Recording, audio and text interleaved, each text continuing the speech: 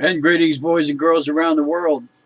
I know I'm supposed to be sitting over here, but today I'm sitting over here. I'm on the left. I saw a little blurb of a video of a young man explaining to, it looks like, his neighborhood, the benefits of the thorium fuel used in a molten salt reactor, how it's totally different than the reactors used today all over the world. It has all the benefits and none of the negative aspects.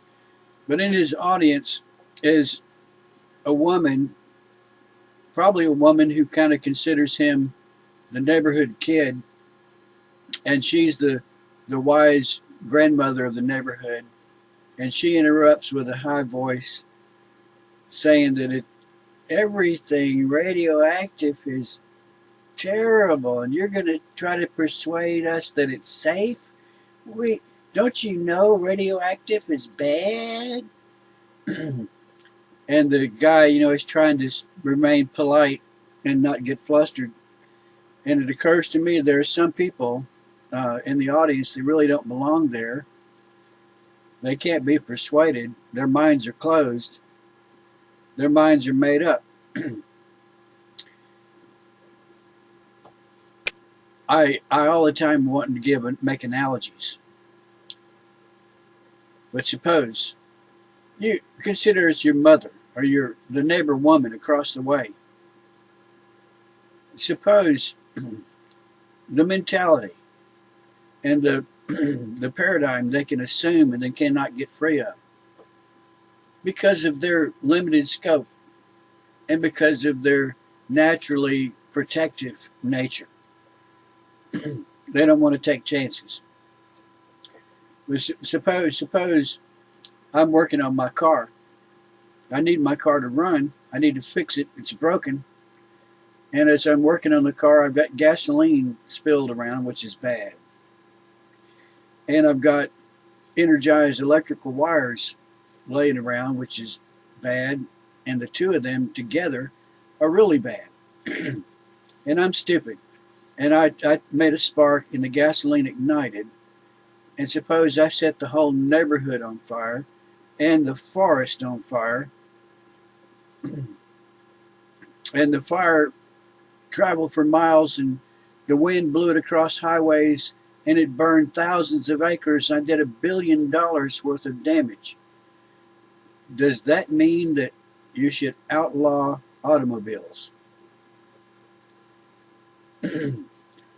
Or does that mean the government needs to supervise everybody who works on their car in their backyard? I didn't do that, by the way. I'm just trying to make an analogy. Well, the mentality of the neighborhood grandmother would jump to such a conclusion that cars should be outlawed.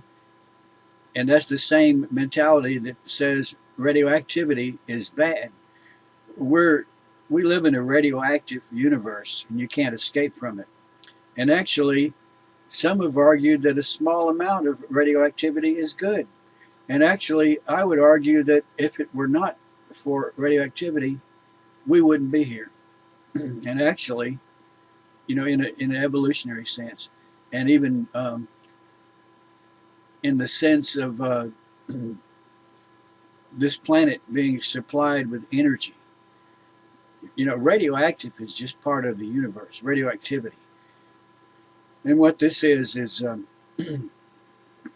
elements that have one too many protons or neutrons, and they're going to eventually spit out that extra proton or neutron. You don't know if they're going to do it. If you're looking at a single atom, I got a single atom in my hand, and this atom has one proton too many. It's unstable. It's going to want to burp out that proton or that neutron, and I don't know when it's going to do it. It's a single atom. It's going to spit out that destabilizing proton or neutron. It's going to do it, and it may happen in 5 seconds. It may happen in 500,000 years, but it is going to lose that extra neutron.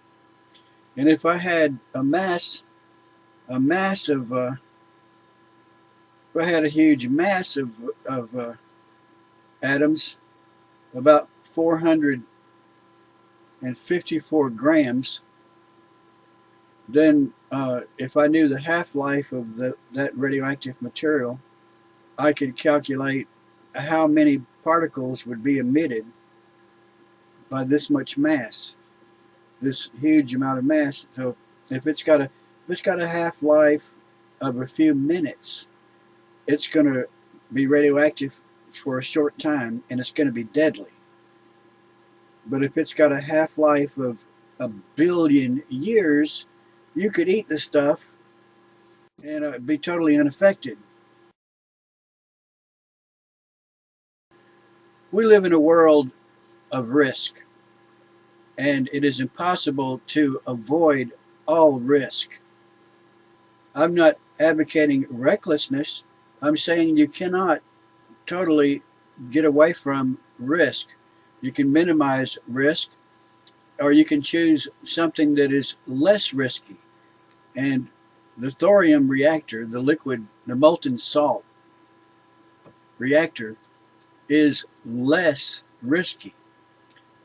Just as if the white cigarette lighter turns out to be prone to explosion and burn the hair off your face, you can always reject it in favor of the lighter that is known to be 10 times safer, maybe even 100 times safer, almost foolproof. This would be a good choice, but to reject all lighters, to reject all cigarette lighters simply because one is known to be a hazard, a great hazard, and the other is believed to be a slight hazard, you should reject all propane cigarette lighters. No, the cigarette lighter has its use. You should choose one that is safe, and realize that there is some hazard involved with whatever you choose to do. If you decide to eat a bowl of cornflakes for breakfast, you're taking a risk. Don't you know you can choke? Don't you know that milk that you put in your cereal could be full of bacteria, but it's not that you can taste it. You won't know it until you become deathly ill, hours later. Don't you know you should avoid cereal, breakfast cereal, cornflakes? Well, you can't escape all risk. You can minimize your risk, and you can choose the best option. And the point that I'm trying to make now that is that whereas these two cigarette lighters are virtually identical, very similar,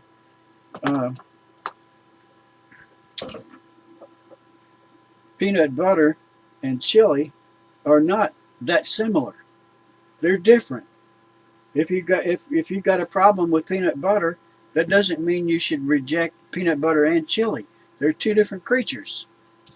And that is the difference between the thorium reactor, the molten salt reactor, and the traditional accepted uranium solid reactor, pressurized water vessel with the fuel rods that have to be thrown away before they've actually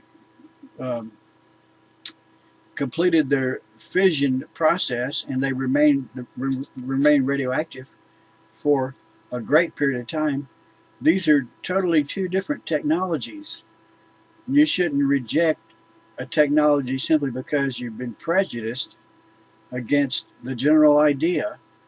This vague notion of radioactivity is like outlawing automobiles because I set the neighborhood on fire by misusing gasoline and electricity in my backyard. I'm at fault. I'm the menace.